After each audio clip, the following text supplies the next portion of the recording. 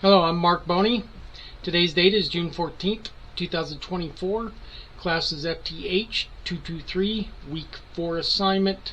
We are going to go over compensators, theories, pros, cons, and we'll be doing a function check. First of all, we'll do the theory of it, kind of what a compensator is, and that is an added component to a system to help regulate the system either through input or output. And as for firearms, the compensator is at the muzzle, therefore it helps regulate the system in the output.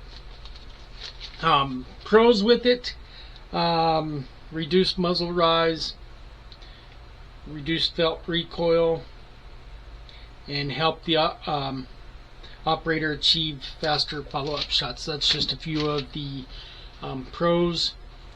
A few of the cons are, with compensators, you've got to replace, there's a good chance you have to replace other components as far as like recoil springs, guide rods, depending on how it's attached, maybe even a slide with cutouts on it.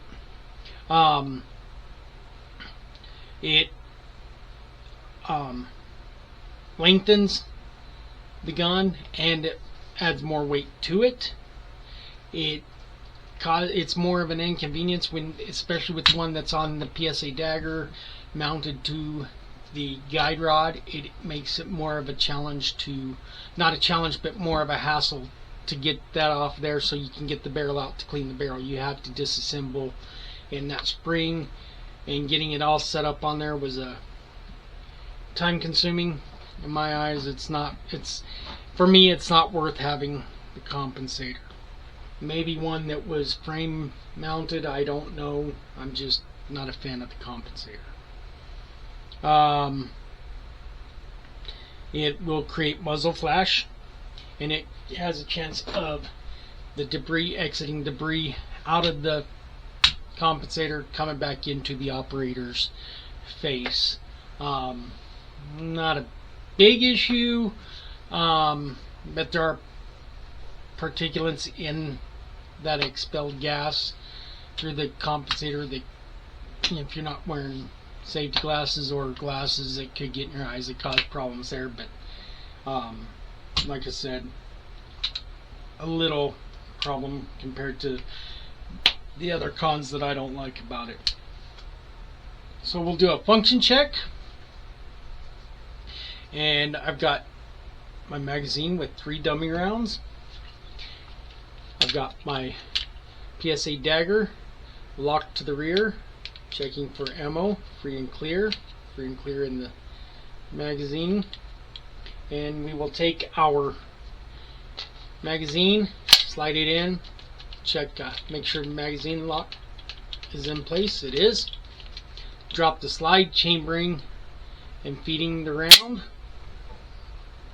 We'll check this trigger safety. Without the trigger safety pressed, it will not fire. Pressing the trigger safety,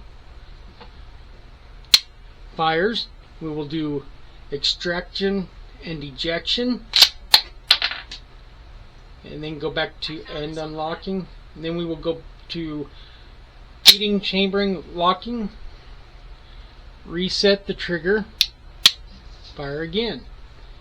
Unlock, extract, eject, feed, chamber, lock, fire, or reset, fire. Now on this one, this being the last one, after it ejects, it should lock the slide to the rear, and it does. And we'll release the magazine.